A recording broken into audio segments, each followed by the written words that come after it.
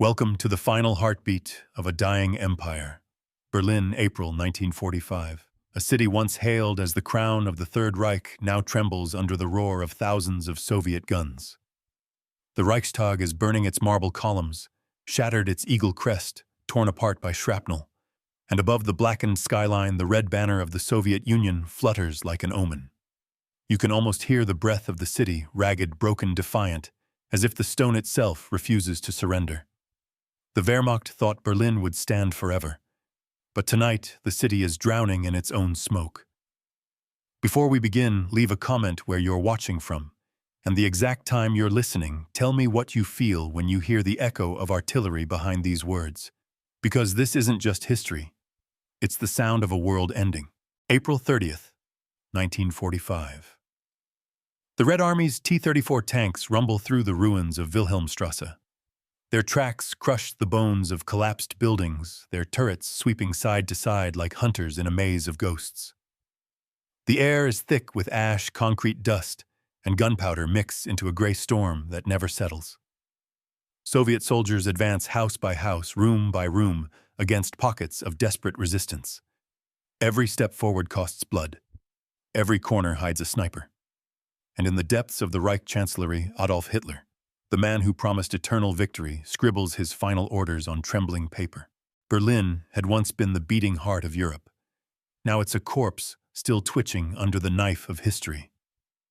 The thunder of artillery rolls across the city like a heartbeat from hell. Over 7,000 Soviet guns are pounding the center in a relentless rhythm. Boom, pause, boom. Each explosion tears open another wound in the city's flesh. Fires rise from the ruins of Unter den Linden, from the government quarter, from the railway yards, where trains once carried soldiers to conquest. The same trains now carry nothing, not even the dead. The people of Berlin live underground, in basements, subway tunnels, cellars beneath shattered churches. Mothers cradle children as the ceiling trembles above them. Old men in Volksturm armbands clutch rifles older than themselves. The smell of fear mixes with candle wax and sewage. Somewhere in the dark, someone whispers prayers to a God who no longer answers. Above ground, Soviet soldiers move like shadows through streets littered with helmets, books, and the wreckage of a civilization that believed itself invincible. Listen carefully. You can almost hear the whispers between explosions. Hold the line, someone says. Berlin will never fall. The lie tastes like iron and dust. Even now, the propaganda stations scream defiance. The Führer still commands, reinforcements are coming, but no reinforcements will ever arrive. The Western Allies have stopped at the Elbe. The city is alone, trapped between two fires, the Red Army from the east and the ghosts of its own making from within. By April 25th, Berlin is completely encircled. Soviet tanks form a ring of steel 40 kilometers wide. Inside, 1.5 million civilians and soldiers are trapped. Ammunition is running out. Food is gone. The Luftwaffe, once master of the skies, has vanished into smoke. The streets are ruled by panic hunger and the cold efficiency of death. Every man is a soldier, every child a messenger, every building a bunker. The city that once ruled Europe now measures its life in hours. Still, the Germans fight. In the ruins near the Spree River, SS officers set up machine guns behind piles of rubble. Teenage boys in Hitler Youth uniforms crawl through sewers to ambush Soviet patrols. On the Tiergarten Bridge, an old anti-aircraft gun crew keeps firing at invisible enemies until Soviet tanks crush them under their treads. The sound of battle never stops. Gunfire, screams, the metallic shriek of tank treads on broken streets. Berlin has become a machine built for dying. But the Red Army doesn't stop either. General Zhukov's forces press from the east, Konev's from the south. Between them, 1 million Soviet soldiers converge on the city center. They call it Operation Berlin, the final storm. For the Soviets, it is revenge for Leningrad, for Stalingrad, for 20 million dead. For the Germans, it is punishment. And the scale of destruction defies comprehension. Imagine standing in Alexanderplatz, once filled with laughter music, the sound of trams. Now the square is a crater. Entire buildings lie flattened, their facades melted by flame. The sky itself seems to burn, black clouds glowing red from the inferno below. Somewhere in that chaos, a Soviet war correspondent writes, Berlin looks like the surface of another planet, silent, except for the thunder of our guns. Everywhere the symbols of the Reich crumble. The eagle of the chancellery falls, wings torn. The statues of Germania crack and collapse. The great swastika flag that once flew above the city is reduced to ashes by a single Soviet shell. Each moment feels like divine retribution or hell's own justice. Yet amid this apocalypse, life still flickers. A pianist half-deaf plays fragments of Beethoven in a half-destroyed apartment. A nurse stitches wounds in candlelight. A Soviet soldier shares a piece of bread with a German child. War, even at its end, refuses to be simple. Somewhere deep underground, the last defenders of the Reich gather in the Führer bunker. The walls drip moisture. The air reeks of oil and despair. Hitler paces like a trapped animal, his face pale, his voice shaking, between rage and delirium. He screams of betrayal, of cowardice, of invisible armies that will never come. Outside, the Soviets are less than a kilometer away. The thunder of their artillery shakes the bunker like an earthquake. In that darkness, history holds its breath. Now picture this above ground. Soviet soldiers are raising their red banner over the Reichstag's shattered dome. The camera of Yevgeny Khalday captures the moment a soldier kneels holding the flag against a storm of smoke. It's more than a photo. It's a prophecy fulfilled, a symbol of a world overturned. For those men, that flag is the victory of blood, the end of a nightmare, and the beginning of another. Berlin's death throes last only days, but those days stretch like centuries. Every street corner has a story of courage, madness, or futility. The Brandenburg Gate becomes a backdrop for final stands. The Spree runs red with blood. The smell of burning paper and fuel hangs in the air. Somewhere in the chaos, the bells of a ruined church still toll, cracked off key, relentless. It's as if the city itself is tolling its own requiem, and then silence. The guns fade one by one. Smoke drifts through the ruins. The last defenders surrender or die. Soviet soldiers walk through the wreckage, staring in disbelief at what remains of the Reich. They find Hitler's portrait torn, his body burned, his empire in ruins. One of them writes in his diary, "This is what the end of a dream looks like. It smells like ash and oil. Berlin has fallen. The promise of 1,000 years is gone in 12. The city that was meant to rule the world lies buried under its own pride." Yet even as the Soviet flag flutters above the Reichstag, the world begins to divide, the first crack of the Cold War already echoing beneath the victory. But that is a story for later. For now, we stand in the ashes of empire, hearing only the wind through broken glass, and the whisper of history saying nothing stands forever. Before we move on, take a second. Imagine the sound, the smell, the heat. Imagine walking through this place, feeling the dust on your skin, the tremor of tanks in your chest. This isn't a story about victory or defeat. It's a story about belief, and how belief, when twisted, burns brighter than any bomb. Now let's step back in time and see how the myth of Berlin's invincibility was built, and how brick by brick it was brought down by the fire of the East. April 16th, 1945. The dawn that should have belonged to spring instead belonged to fire. The eastern sky glowed crimson long before sunrise, not from the sun, but from the artillery of the Red Army.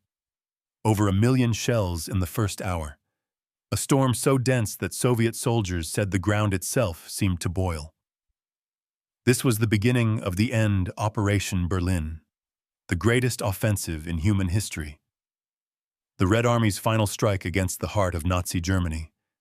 The sound was indescribable, not just thunder, but the collapse of an entire civilization echoing through the soil.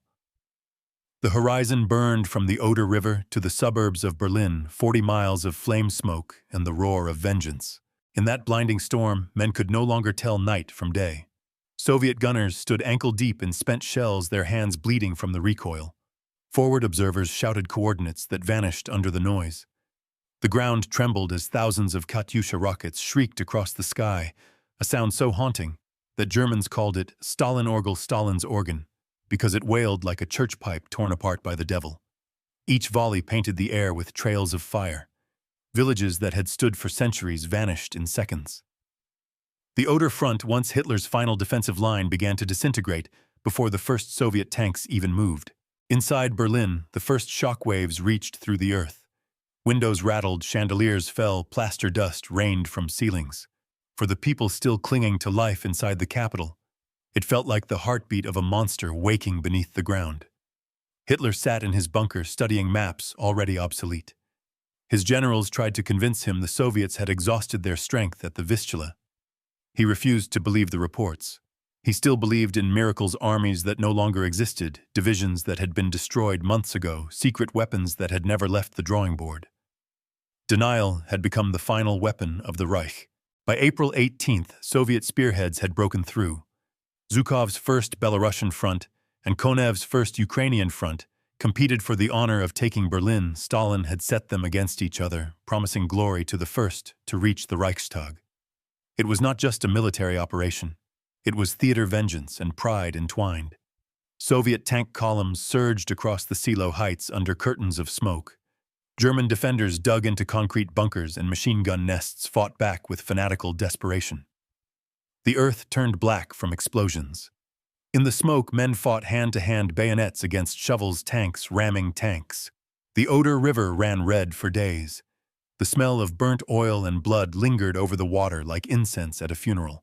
The Wehrmacht had sworn Berlin would never fall, but the truth was already written in the numbers. The Germans had barely 90,000 troops inside the city.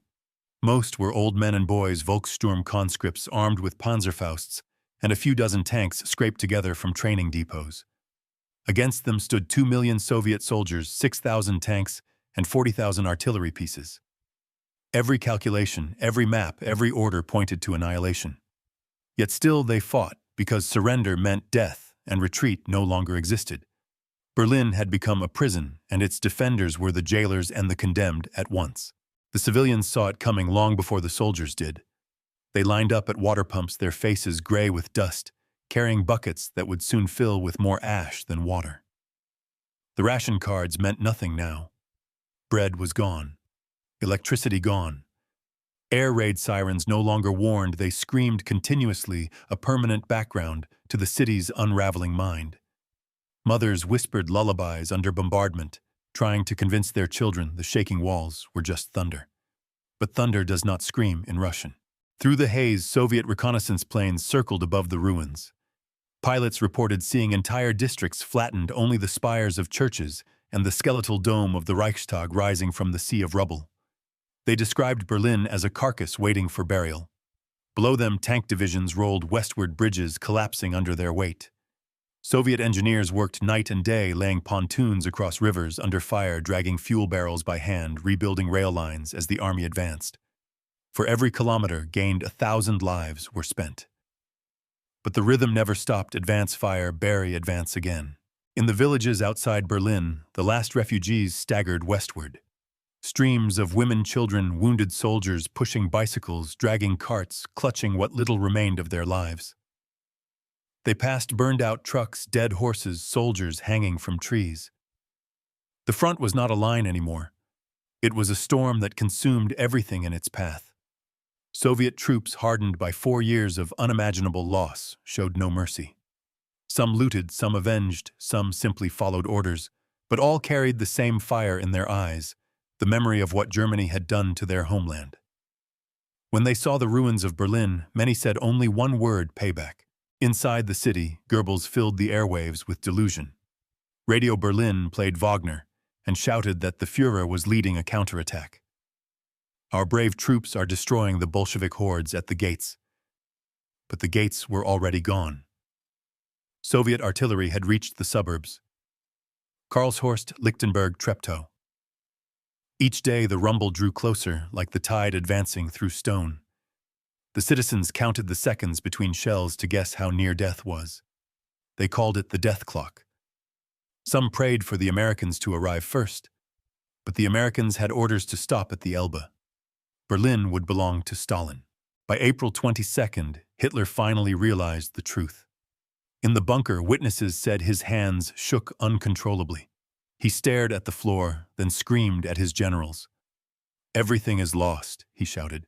Maps were torn, phones smashed. He spoke of betrayal, of cowardice, of destiny twisting against him. Then came the silence, a heavy, suffocating silence that no one dared to break. Outside, the thunder of Soviet artillery echoed through the bunker walls like a mocking drumbeat. As Soviet forces breached the outer defenses, the city itself became a battlefield of nightmares. The wide boulevards of Berlin Unter den Linden Friedrichstrasse turned into canyons of death. Soviet tanks advanced under a storm of Panzerfaust fire. German soldiers fought from windows, rooftops, even from sewers. Snipers lurked behind statues and church towers among the wreckage of trams. The Soviets replied with flamethrowers and grenades, reducing entire buildings to infernos. The smell of burning wood mixed with the stench of burning flesh. The line between soldier and civilian vanished. War had become personal, house by house, floor by floor, heartbeat by heartbeat. By April 25th, the city was sealed. Soviet troops advancing from the north and south met at Tempelhof airfield, closing the last escape route. Berlin was now an island of fire. The only sky left belonged to Soviet planes. That same night, the First Belarusian Front launched its heaviest bombardment, yet over 1 million shells in 6 hours. It was said that no other city in history had ever endured such concentrated destruction. Entire neighborhoods were vaporized. The glow could be seen from 200 kilometers away. Survivors in cellars described the air turning to dust, the noise so constant that silence itself became unimaginable. In that inferno, the soldiers of both sides felt time break apart. Soviet troops spoke of walking through nightmares, streets without sound, only flashes of orange through the smoke. German officers described corpses sitting upright against walls, their eyes open, as if still waiting for orders. The dead piled in doorways. Horses burned in harnesses. The air was too thick to breathe. And yet amidst the horror, moments of surreal calm appeared. A Soviet soldier shared cigarettes with a captured German medic. A child offered a flower to a man covered in ash. Then the next shell fell, and both vanished. Berlin was no longer a city, it was a living wound. And at its center, the Reichstag waited like a tomb. Soviet troops called it the Stone Fortress, the final symbol that had to fall for the war to truly end. Stalin wanted the red flag raised there before May 1st, International Workers' Day. Zhukov knew what that meant. No rest, no retreat, only forward, until victory or death. For the Germans, that building had once been the pride of the empire. Now it was nothing but a ruin, its dome shattered, its walls blackened by fire. Yet orders were clear: hold it. At all costs. The thunder grew closer. The rivers of men, metal, and fire converged on the heart of the city. Somewhere in the chaos, a rumor spread. Hitler would never leave Berlin alive. Some said he had already gone mad. Others said he had prepared a final speech to the nation to be broadcast from the ruins. But no one would hear it. The wires were cut. The transmitters destroyed. The empire that once ruled by the voice of one man now died in silence. And above that silence, the Soviets came. Step by step, street by street, through walls of fire and smoke. The city that had once sent armies to every corner of Europe was now reduced to a single battlefield, the final furious echo of a dream that refused to die. The Wehrmacht still believed Berlin could stand. But belief cannot stop a shell, and hope cannot rebuild a wall already turned to ash. By nightfall, the Red Army had reached the city center. The glow of the fires reflected on their helmets. They saw the Brandenburg Gate ahead, scarred but still standing, and beyond it, the Reichstag looming through the smoke like a black mountain. This was the end they had marched for since Stalingrad, since Moscow, since the ashes of their own homes. Each step forward carried 4 years of vengeance. Each breath carried the ghosts of 20 million dead. And as the wind howled through the ruins, Berlin itself seemed to whisper the truth. At last, forever was never real. It was only borrowed time. The siege of Berlin had entered its second week, and by now the battle had lost all shape, all logic. It was no longer an army fighting an army, it was chaos fighting for the right to exist. The front lines no longer meant anything. The entire city was the front. Soviet shells landed on streets that no longer had names. German soldiers fired from windows that no longer had walls. The smoke was so thick that daylight barely reached the ground, and every man who stepped into the open became a shadow in an endless twilight of dust and flame. The Red Army's momentum was unstoppable, but even victory felt like walking through hell. The city was dying slowly, one block at a time, and every heartbeat was paid for in blood. Inside the ruins of the Reich Chancellery, Hitler's world had collapsed to the size of a map table. Reports arrived hourly. The Ninth Army surrounded the 12th Army, destroyed the Luftwaffe non-existent. The few remaining officers tried to speak, but his rants drowned them out. He blamed everyone, the generals, the SS, even the German people themselves. "If we cannot win," he shouted, "then the nation must perish." In those moments, the myth of the Führer dissolved completely. The man who had once commanded millions now ruled only over the bunker, a tomb of concrete and madness beneath a city already buried alive. Above ground, the Soviets pressed on through districts reduced to nothing. The smell of rot filled the air, mixing with the heavy perfume of gasoline and gunpowder. Horses lay dead beside broken trams.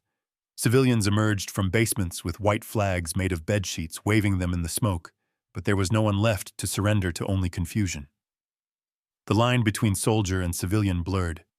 Soviet tanks advanced cautiously, their turrets swiveling left and right, as if expecting the buildings themselves to open fire. Every movement came with risk. A window could hide a sniper. A pile of rubble could conceal an anti-tank gun. Every shadow was an enemy. On April 27th, Soviet forces closed in from all sides. They crossed the Landwehr Canal and began their push toward the Reichstag. The city center was a maze of debris. Bridges collapsed under tank weight, forcing engineers to lay planks across the water under fire. The Red Army had learned from years of brutal experience: if the road is blocked, make a new one.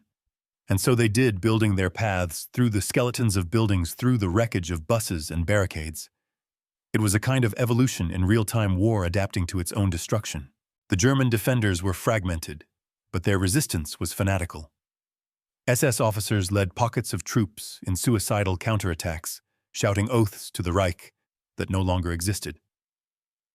Hitler youth boys, some no older than 14, crept through the sewers with Panzerfausts slung over their shoulders. Their eyes were wide, their faces covered in soot and tears, their hands shaking, but they fired anyway. Some hit their targets. Some didn't live to see if they did. Soviet tank crews spoke of children appearing out of the smoke like ghosts, firing, vanishing, or dying instantly. It was war stripped of any remaining honor, just raw survival against the inevitable. Meanwhile, deep beneath the city, the last remnants of order began to fracture. In the bunker, Goebbels dictated propaganda broadcasts that no one could hear. Magda Goebbels tucked her 6 children into bed, whispering that they would soon escape this world. Hitler, pale and stooped, refused to leave. He told those around him that the German people had failed him, that their destruction was deserved. The walls trembled with each Soviet impact. Dust fell from the ceiling like snow. The lights flickered. Outside, the world was ending, and inside he planned to vanish with it. The Soviet advance became slower, crueler. The closer they came to the Reichstag, the thicker the resistance became. Each building was a fortress, each floor a separate battle. Soviet infantry had to fight vertically up staircases filled with smoke, through collapsed ceilings, across burning corridors.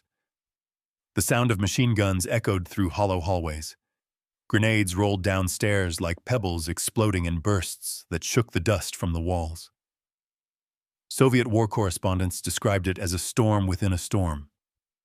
Even hardened veterans said Berlin was worse than Stalingrad, because here the defenders were fighting not for victory, but for death with meaning.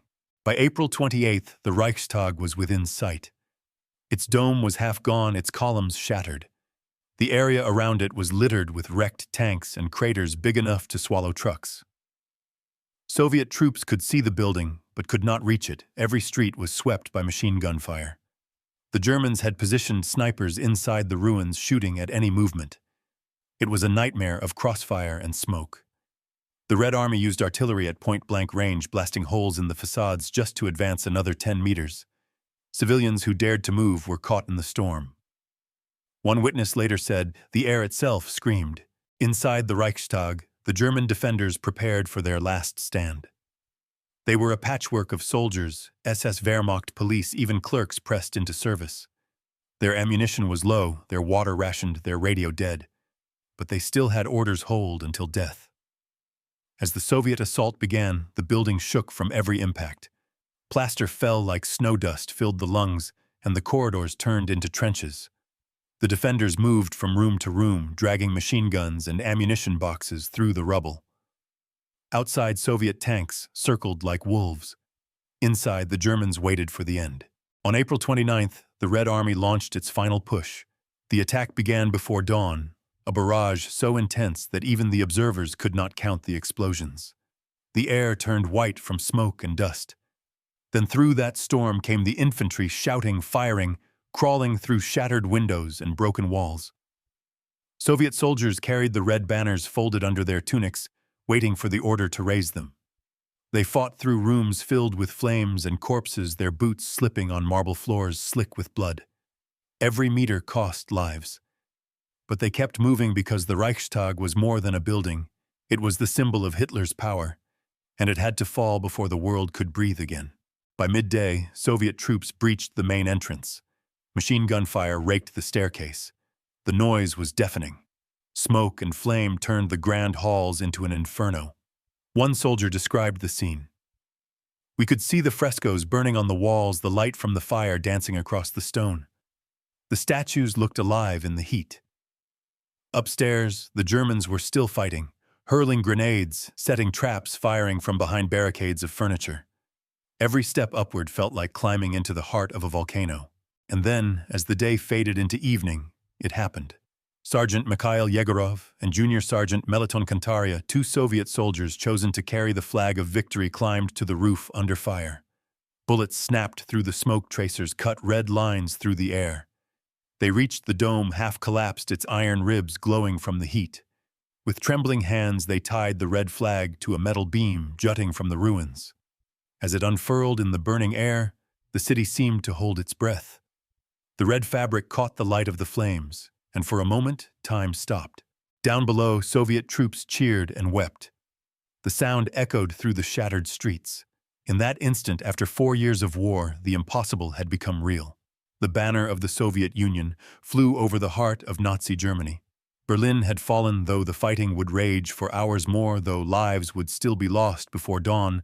The symbol of the Reich had died. And yet, even in victory, the air felt hollow. The price was beyond imagining. Soviet soldiers looked around at the ruins and saw not triumph, but exhaustion. A city reduced to dust, a world reduced to silence. In the bunker below, Hitler knew.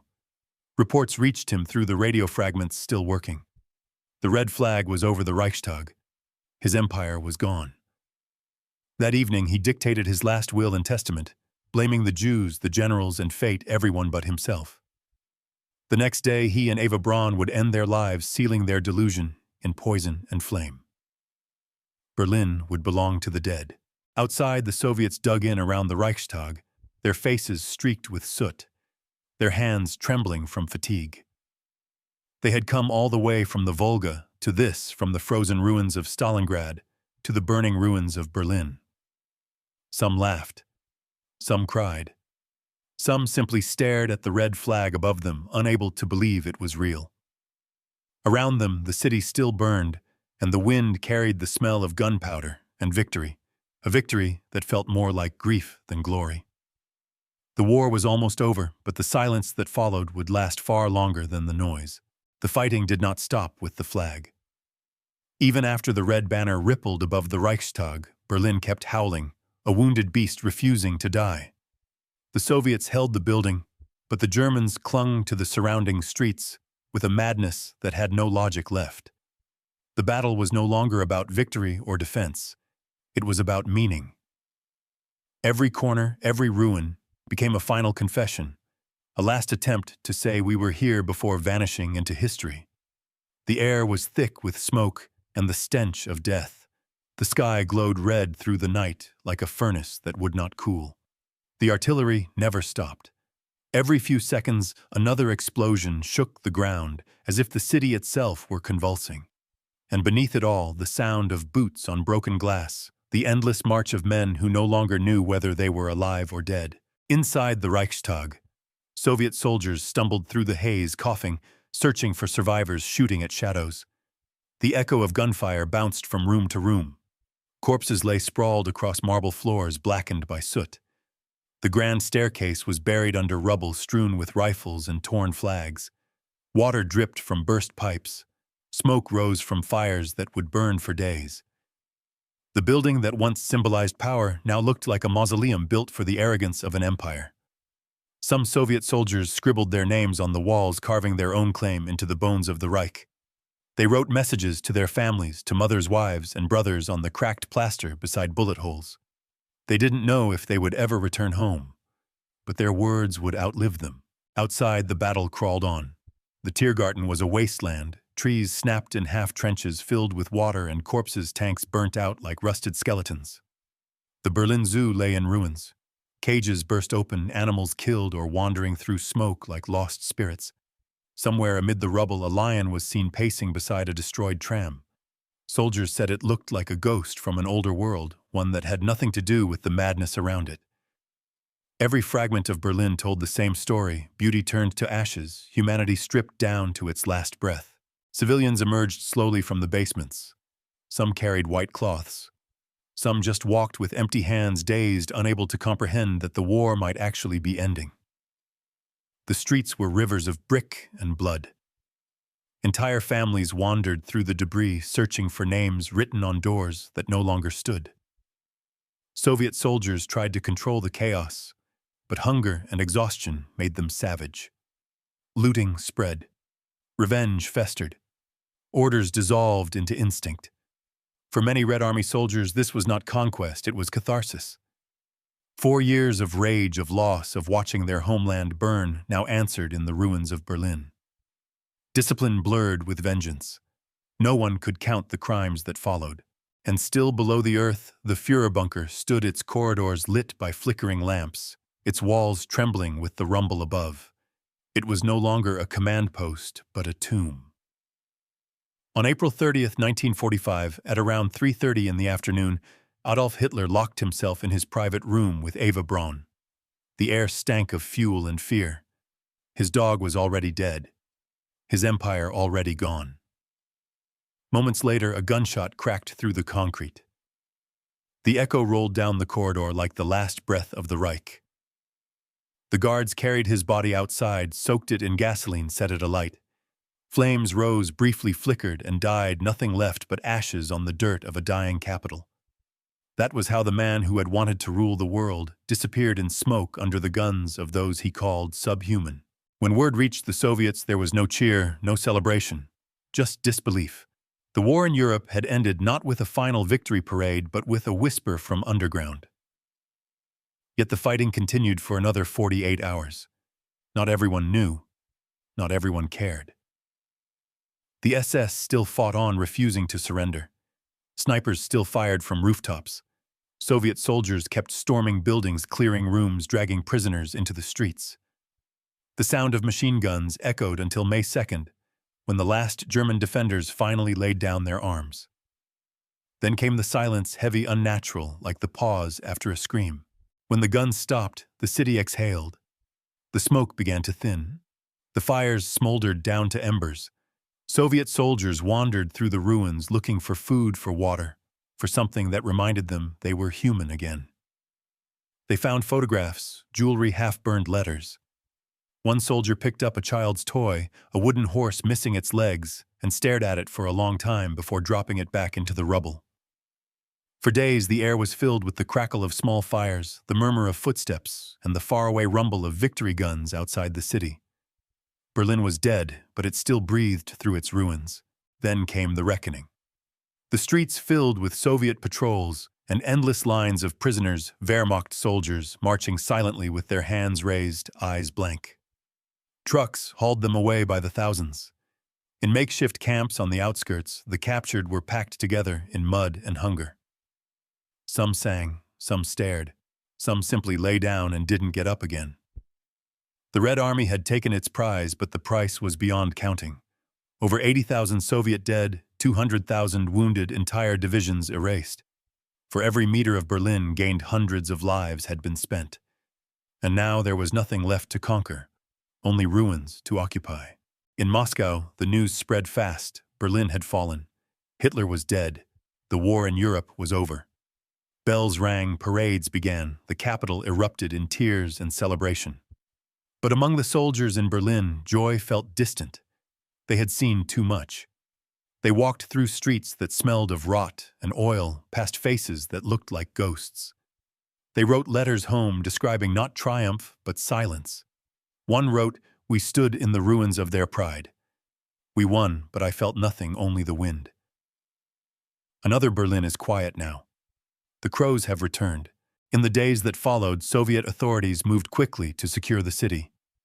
The red flag atop the Reichstag became the official symbol of victory. Photographs of it were printed across the world. Stalin saw it as destiny, the final answer to 4 years of blood. Orders went out to prepare for the victory parade in Moscow. The Red Army began to withdraw, leaving behind occupation troops. Berlin was divided east and west, though few yet understood what that meant. What had begun as liberation would soon become partition. The ashes of the Nazi Empire were already cooling into the first concrete lines of the Cold War. But in those first days before politics, before division, there was only the city and its dead. Soviet medics worked without rest, tending to the wounded of both sides. Civilians dug graves in courtyards, marking them with wooden crosses made from broken furniture. Children searched for water in shell craters. Women washed the soot from their faces in puddles black with ash. Life began again, fragile, tentative, like green shoots pushing through burnt soil. The air was still heavy with fear, but it was also filled with something new, the faint, almost impossible sound of quiet. The Reichstag, that blackened skeleton of stone, stood at the center of it all, half destroyed, half immortal. Soviet guards posted at its entrance stared at the walls covered with names: Ivan, Sergei, Pavel, Mikhail, hundreds of signatures etched into history by hands still trembling. Some wrote the names of fallen friends. Some just wrote one word, "Jill, I lived." The graffiti became a memorial before anyone thought to call it one. By May 8th, the official surrender was signed in Karlshorst. The guns fell silent across Europe. But in Berlin, silence was not peace, it was aftermath. The survivors crawled out from the ruins blinking in disbelief. The war that had consumed their lives was over, but the price had stripped them bare. Nothing of the old Berlin remained, not its pride, not its monuments, not its illusions, only dust bones and echoes. And yet, among those echoes, life stirred again. A mother found her lost child in a refugee column. A Soviet soldier shared his ration with a hungry family. A church bell rang, cracked and broken but still ringing. The empire that once dreamed of eternity had burned itself to ash, but out of that ash, the human instinct to endure rose quietly, stubbornly, like smoke curling from a dying fire. Berlin had fallen utterly, completely, irreversibly. The Wehrmacht's dream of an unbreakable fortress was nothing but dust beneath Soviet boots. And as the soldiers of the Red Army stood among the ruins watching the sunrise over the city, they had destroyed to save. They understood the terrible truth whispered by history itself. Nothing built on fear can last. And nothing, no matter how proud, can stand forever. The smoke of Berlin lingered long after the guns fell silent. It hung over the city like a ghost, refusing to leave a gray shroud over what had once been the heart of an empire. The Red Army stood among the ruins victorious but hollow-eyed. For them, this was the end of one war and the beginning of another kind of silence. The soldiers who had crawled through the ruins of Stalingrad, marched through the snows of Smolensk and crossed the Vistula now looked upon the city that had sent death to their homes, and they felt something they could not name. Triumph mixed with grief, revenge with exhaustion. Some knelt and kissed the ground. Others turned away. Even victory after so much blood tasted like ash. Zhukov, the Iron Commander, stood at the edge of the Brandenburg Gate. As the reports came in, resistance ceased. All enemy forces neutralized. His face did not move. The figures were staggering: 80,000 of his men, dead, over 200,000 wounded. 1,000,000 shells fired in a single week.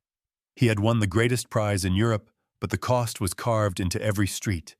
Tanks lay like tombstones. Buildings leaned at impossible angles. Every step forward had been through fire. Behind him, soldiers raised another red flag on the Passerplatz, a quieter one this time not for propaganda, but for memory. In the bunkers and cellars, the remaining civilians emerged into a world they barely recognized. A woman pushed open a cellar door and stepped into sunlight for the first time in weeks, but the air smelled like metal and smoke. Her house was gone. Her neighbors gone. Her city unrecognizable. She walked through streets that looked like the moon craters, ruined silence. Soviet soldiers passed her helmets glinting in the light, their faces unreadable. She did not speak. They did not stop. Somewhere nearby, a piano played faintly. A soldier had found it among the rubble and was pressing the keys with trembling hands, one note at a time, as if testing whether beauty still existed. The war had been total, and so was its collapse. Factories that once forged weapons now stood empty shells. The train stations were filled not with troops, but with prisoners. More than 1 million Germans were taken captive. They marched eastward under gray skies, their boots splashing in puddles of blood and rain. Some would never return. The Soviet command recorded it as victory. The soldiers who guarded them called it justice. But among the ruins of Berlin, even justice had lost its meaning. The lines between vengeance and necessity had blurred long before the flag rose over the Reichstag. In Moscow, Stalin's voice crackled over the radio. "Comrades, the fascist beast has been destroyed." The city erupted in celebration. Fireworks exploded over Red Square, champagne spilled in the streets. But in Berlin, the fireworks were only artillery shells that had not yet been cleared. The celebration there was quieter. A drink passed between soldiers, a cigarette shared in silence, a photograph of home unfolded from a coat pocket. For the Red Army, peace felt unnatural. They had lived inside war for too long. Many couldn't sleep without the sound of shells. Some couldn't believe it was over at all. Yet for the German soldiers who surrendered, the nightmare had only changed shape. The Wehrmacht that once claimed to rule Europe was reduced to lines of men digging graves for their dead. They worked in silence, watched by Soviet guards. The arrogance that once filled their speeches had vanished. All that remained was hunger and disbelief. Some whispered prayers. Some spat at the ground. One officer, his uniform torn, murmured, "This was supposed to be forever." But forever had turned to dust beneath his boots. The contrast was unbearable. Soviet engineers began rebuilding what they could: bridges, supply lines, temporary shelters. The people of Berlin followed behind, sweeping streets, dragging debris, searching for food. In the ruins of a school, children gathered around a Red Army nurse who gave them bread. They did not speak the same language, but they shared the same look, the look of survivors who had seen too much. She smiled weakly. One boy pointed to the patch on her uniform, the red star, and traced it with his finger. For the first time in years, the symbol of power meant something other than fear. Then came the paperwork, endless lists, reports, signatures. The Soviet command divided the city into zones. Officers from the Allies, Americans, British, French, arrived days later, stepping cautiously through the wreckage. Cameras clicked, smiles were rehearsed. But beneath the diplomacy, tension simmered. Berlin, the corpse of empire, was already becoming the battlefield of a new world. The Red Army held the East. The Western Allies held the West. The river of rubble between them became the scar that would split Europe for the next half-century. The Cold War had not yet begun in words, but its shadow already stretched over the ruins. Still, for a moment, there was unity, if only the unity of exhaustion. Soviet soldiers and German civilians worked side by side to bury the dead. The stench of decay filled the air, heavy and constant. Mass graves lined the edges of parks and squares. Crosses made of scavenged wood stood where statues once had. In one of those burial sites, a Soviet officer read aloud the names of his comrades before covering them with dirt. "They reached Berlin," he said softly, "and now they rest here." He paused, looked at the city around him, and added, "May no one ever march this far again." The press arrived soon after. Correspondents wandered through the ruins with cameras and notebooks documenting the cost of victory. They photographed Soviet soldiers writing their names on the Reichstag walls, a ritual that would become legend. They filmed children playing in the rubble, unaware that the world had changed. They recorded the silence of the streets, the slow return of footsteps. The headlines called it liberation. The survivors called it something else, the end of the world. Both were true. As weeks passed, life began to stitch itself back together, awkward and uneven. Markets reopened trading scraps for food. A baker set up an oven inside a destroyed tram. People learned to navigate by ruins. Turn left at the collapsed church, walk past the burned-out tank. The city smelled of dust and bread. It was not peace, not yet, but it was movement. The sound of hammers replaced the sound of artillery. For the first time in years, Berliners slept without bombs falling and woke to birds instead of sirens. It was a fragile kind of miracle, but the past was never far away. Every street carried ghosts. Every survivor carried memories too heavy to bury. Soviet soldiers haunted by comrades lost in the advance. German families haunted by the crimes their nation had committed. The silence between them was not reconciliation, it was exhaustion. And beneath it something darker grew, suspicion, propaganda, control. The victors wrote their own myths. The defeated rewrote theirs in whispers. The truth, as always, was buried somewhere under the rubble, waiting for time to uncover it.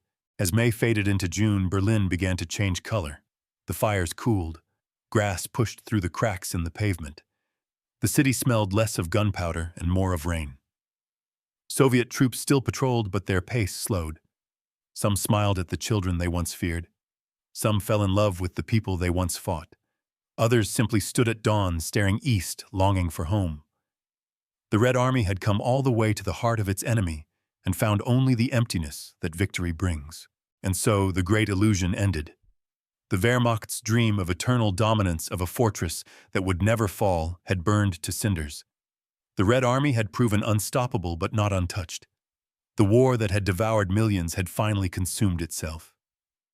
Berlin was free and yet imprisoned in its own ruins.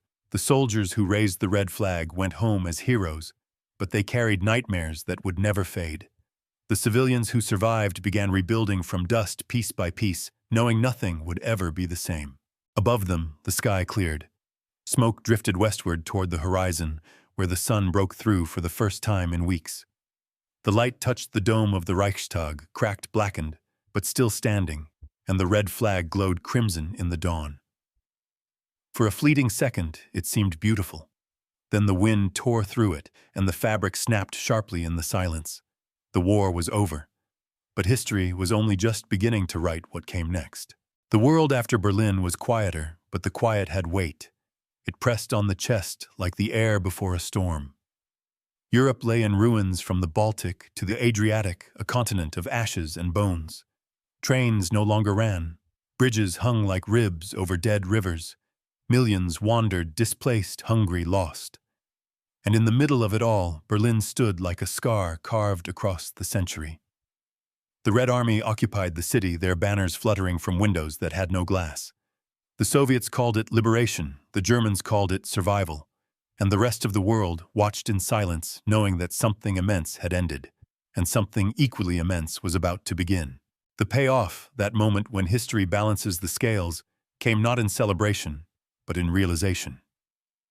Stalin's commanders walked through the shattered streets with notebooks and measuring tapes cataloging what was left, not for mourning, but for rebuilding and control. The Soviets claimed the eastern half of the city. The Americans, British, and French would soon take the west.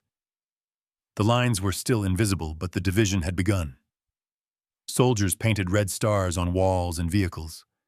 Signs in Cyrillic appeared overnight. The German people woke one morning to find their capital speaking a different language. The war had taken everything, even their sense of home. For the Soviets, Berlin was the trophy of suffering. 4 years of agony ended here.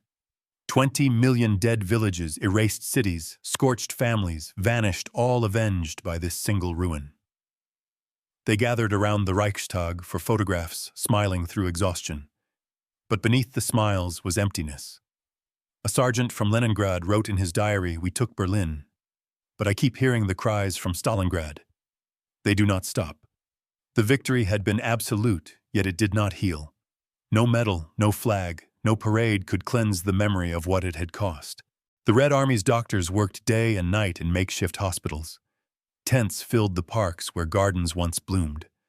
Wounded soldiers lay in rows, their bandages stained with the same dust that covered the city. Surgeons used melted snow to sterilize instruments. Nurses sang lullabies from the Volga to men who would never wake again. Outside the tents, new graves appeared each morning. There were no proper funerals, only brief silences, a shovel of earth and the sound of boots marching away. The war was over, but death was not finished. For the Germans, the aftermath was a mirror held to madness. The propaganda that had fueled the Reich collapsed overnight. Men who had once shouted in uniform now hid in rags. Women bartered jewelry for bread. Children searched through ruins for firewood.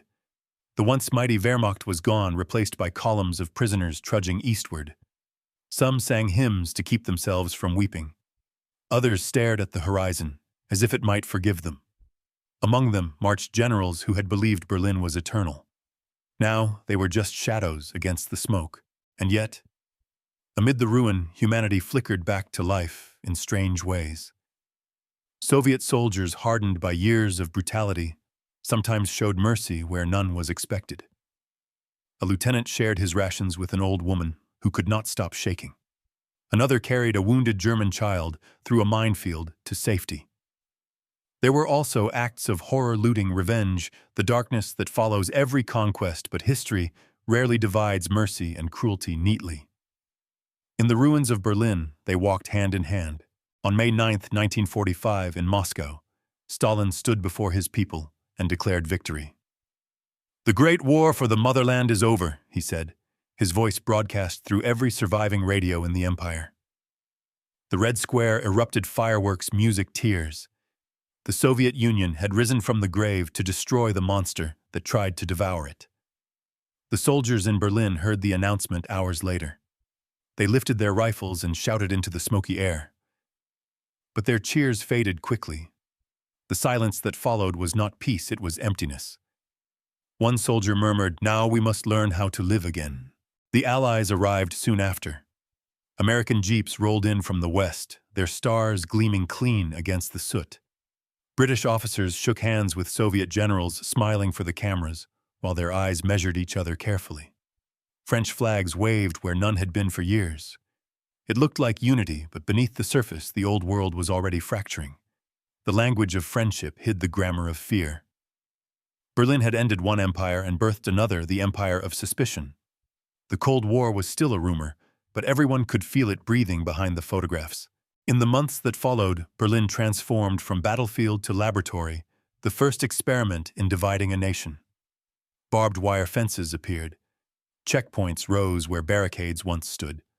The ruins were cleared not just of rubble but of ideology. Soviet officers supervised the removal of Nazi symbols, but they also filled libraries with Marx and Lenin.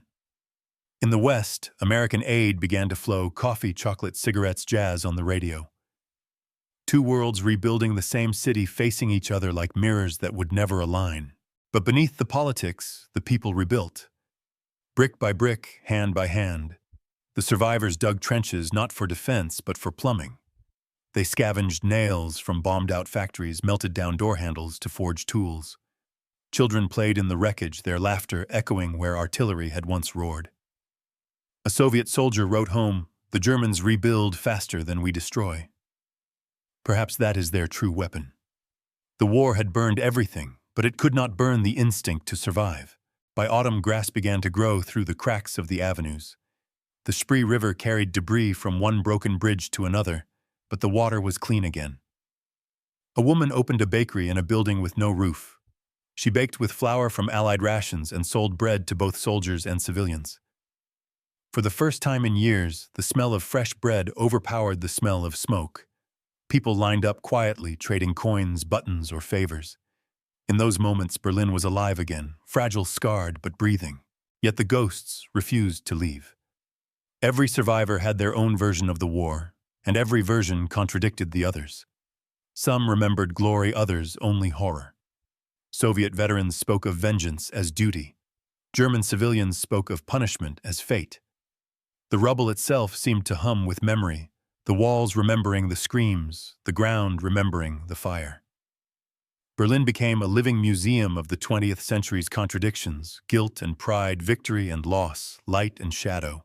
And through it all, the Reichstag stood half rebuilt, half ruined, its stones blackened but still strong. The red flag that once flew over it had been replaced by scaffolding. Workers climbed where soldiers had fought, hammering nails where bullets had struck. Time was rebuilding what war had undone. One evening, a Soviet officer walked past the site and paused. He looked up at the broken dome and whispered to no one. "We destroyed it to save ourselves. But maybe it was already dead before we arrived." That was the truth. Most could not admit that Berlin had fallen long before the Red Army entered it. It fell when hatred replaced humanity, when faith in power replaced faith in life. The city's destruction was only the physical echo of a moral collapse that began years earlier. The Red Army had finished the work that the Reich itself had started, the work of burning everything it touched. And in that paradox lay the real payoff. The victors inherited the ruins. The defeated inherited the shame, and both inherited the silence. When winter came, snow covered the rubble like a shroud. The city looked peaceful for the first time, as if the world had forgiven it. Children built snowmen on the same streets where tanks once burned. Soldiers watched them quietly, unsure whether to smile or weep. Berlin slept beneath the snow, its wounds hidden for now. But beneath that white silence, something new was forming, not just recovery, but remembrance. The war was over, but its shadow would stretch across generations. The fire that had turned Berlin to ashes had not gone out. It had simply moved into memory, into history, into the hearts of those who survived to tell the story. The ashes of Berlin cooled slowly, as if even time hesitated to move on. The smoke thinned, but the ghosts remained. Every street corner still whispered the sound of boots, every broken window still reflected the flash of fire. The city stood like a scar across the century, a monument not to victory, but to warning. The Red Army began to withdraw, leaving behind soldiers who had forgotten how to live without war.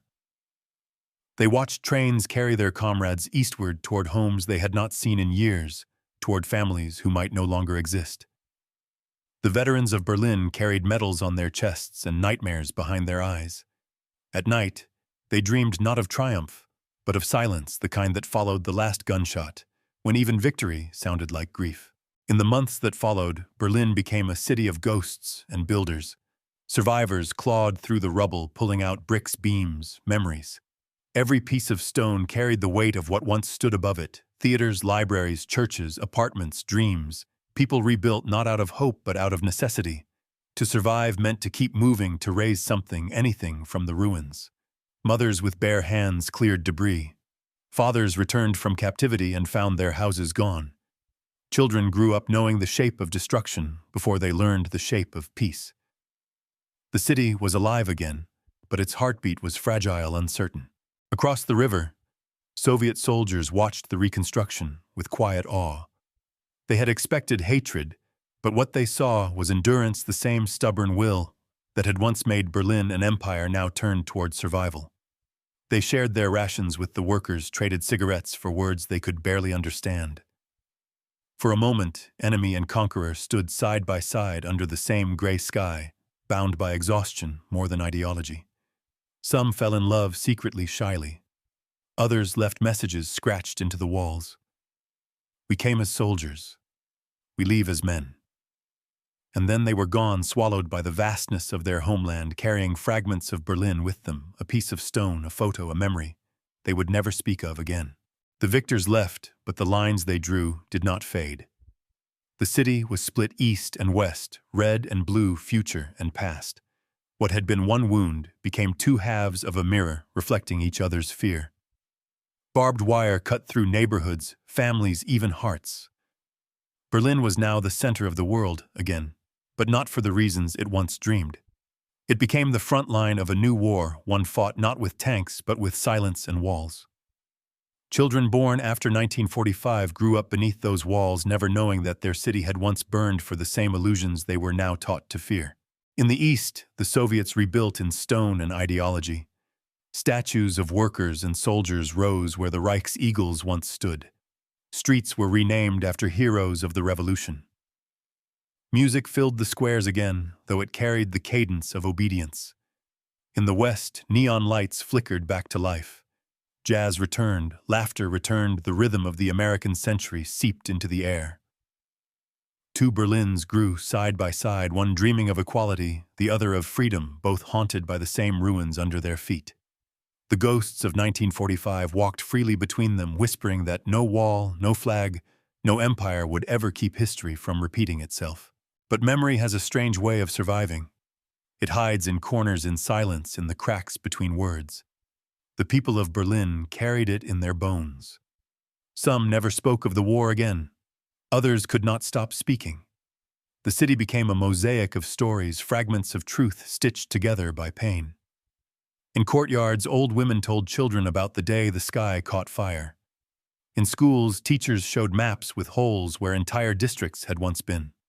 And in the archives, photographs of the red flag above the Reichstag became symbols not of glory, but of the cost of believing that any city, any nation, could stand forever. Years passed. The rubble turned into foundations. The walls grew taller, then fell again. Berlin became a capital once more, a symbol of unity rebuilt from division. Yet beneath the asphalt and glass, the soil still held the bones of those who fought and fell. Tourists walked over them, students hurried past them, and only sometimes, when the wind blew just right, could you hear the faint echo of artillery in the distance like a heartbeat buried beneath the pavement. The city had learned to live with its ghosts. It had no choice. The Red Army soldiers who once marched through its streets grew old.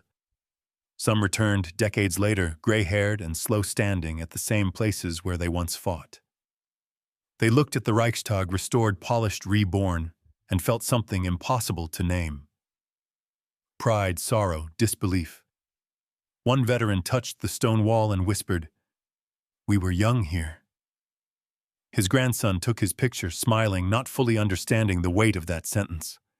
For him, the war was a story. For the old man, it was still happening every day in the quiet between breaths. Berlin itself became a teacher. It stood as proof that destruction does not end a city, but it does change it forever. The empire that believed in eternity had turned to ash, but the lesson of its fall outlasted its monuments. The Reich had promised order through domination. The Soviets had promised peace through control. Both learned that fear cannot build anything that endures. Only memory can, and memory is born from pain.